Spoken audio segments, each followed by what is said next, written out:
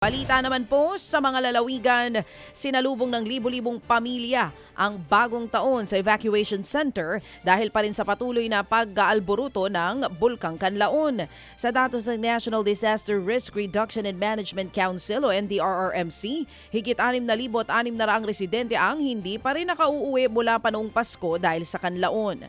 Patuloy naman ang mataas sa aktibidad ng bulkan na nasa Alert Level 3. 8 beses itong nagbuga ng abo. Noong bisperas ng bagong taon, umaabot ng 300 metro ang taas ng ibinubuga nitong abo. Nakapagtala rin ng 45 volcanic earthquakes sa parehong araw. Patuloy na pinaghahandaan ng mga otoridad ang pinangangambahang malakas na pagsabog ng bulkan. Patay ang dalawang hinihinalang gun for hire matapos umanong habang sugatan ang isa pang pulis naman matapos po silang magbarilan sa gitna ng kalsada sa Zamboanga. Aba sa video, kitang dumating ang riding in tandem na mga suspect at binarel ang pulis.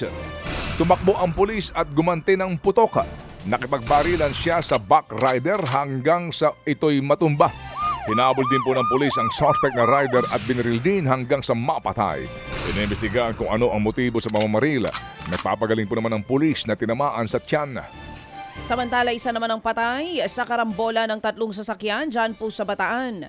2 kotse at 1 motorsiklo ang sangkot sa aksidente sa bahagi po ng Roman Expressway sa bayan ng Abukay. Dead on the spot ang isa sa mga rider. Critical naman ang kondisyon ng isa pang biktima habang 4 na iba pang sugatan. Base po sa investigasyon, nag-overtake ang isa sa mga kotse at napunta sa kasalubong na linya. Doon na nito nakabanggaan ng motorsiklo at isa pang kotse. Iniimbestigahan na kung nakainom nga ba ang driver. Ito mga kapatid, ito po tindi ng video rin nito. Patay ang isang vlogger matapos pong masabugan ng paputok na bombshell sa Asturias, Cebu. Sa video, kita pong sinisindihan ng biktimang si Clifford Remis ang paputok nang bigla itong sumabog sa kanyang mukha. Hindi pa agad namalayan ng kanyang mga kasamahan sa selebrasyon na nangyari at binidyohan pa ang paputok. Hanggang sa nakita ho nilang nakabulagta na si Remis. Wasak at lapnos ang mukha ng biktima. Lumalabas na hindi pumutok ang bombshell ng kanyang unang sindihan kaya ito'y nilapitan ng biktima. At doon na po sumabog sa kanyang mukha. Nakaburol ho ngayon ang labi ng biktima sa kanilang bahay at malaki ho ang pagsisisi ng kanyang mga naging kasamahan sa selebrasyon. 9 naman ang sugatan, kabilang ang isang menor de edad nang mahulog sa bangin ng isang SUV sa Zamboanga City.